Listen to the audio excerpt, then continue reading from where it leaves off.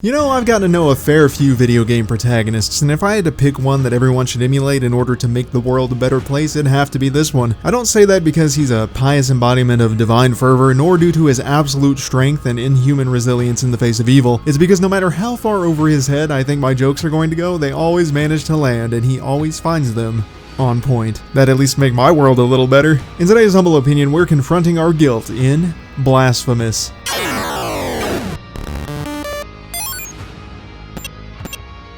Now, there's no need to adjust your dial. And don't worry, this isn't a fever dream, although you should be warned that that is exactly the sort of thing fever dream me would say. After all, when's the last time you've heard someone tell you not to adjust your dial? What's this, the 1950s? Haha, time to wake up, Thomas. Your father misses you. Anywho, what everyone except for Thomas is looking at isn't a trick of the light. You know, ignoring the reality that we're looking at screens made of thousands, if not millions, of pinpoint light sources that create images that don't actually exist, but only someone stupid and senselessly pedantic would ever bring something like that up. No, what you're witnessing is an aberration. It's an intricate amalgam of seemingly disparate elements which are strong in their own rights individually, fused together in a way that makes the final product even stronger. Visually, for instance, the game is fully realized in highly detailed hand-pixelated art. That alone is impressive enough as it is, given the style's general scarcity and difficult implementation, but then it's also got a style that is clearly influenced by prominent works of Catholic art dating back to various historical time periods. It's a style that's not only distinct, but beautiful to look at, even when contrasted with the brutal and violent happenings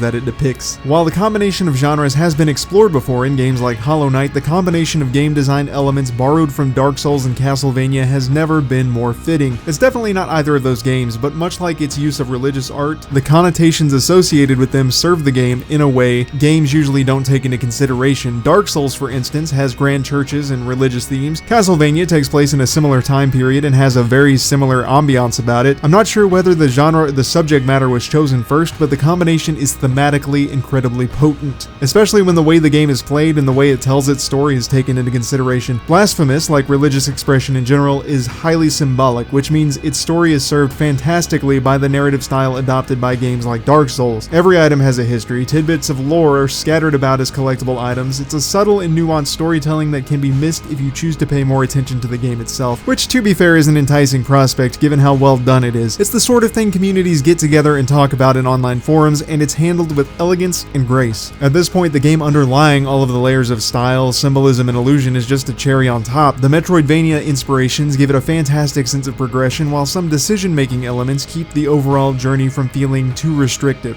The combat is a direct test of competence, skill, and creativity. The platforming is equally as confrontational. Both serve to emphasize the overarching themes of self-accountability and perseverance in the face of unyielding darkness. Even if the gameplay itself wasn't on par with the rest of its execution, the game would undoubtedly be fantastic, barring, you know, impossible difficulty or some other fuck up of disproportionate measures. But the fact that every single piece of it is so well thought out, used to maximum efficiency, and still manages to produce an engaging gameplay experience makes it truly special. For those reasons, Blasphemous more than earns a perfect score of 10 out of 10. There's not really much more that can be said about it. It's a perfect example of competence. Concept and execution are intimately woven together in ways that just don't happen. Normally you'll see games that have a really interesting concept or a fascinating story, but it comes at the cost of subpar mechanics. Or you'll have games that are a joy to play, but the story is either lacking or intentionally left out in order to properly emphasize the design of the game itself. Rarely does one manage to capture technical skill and artistic vision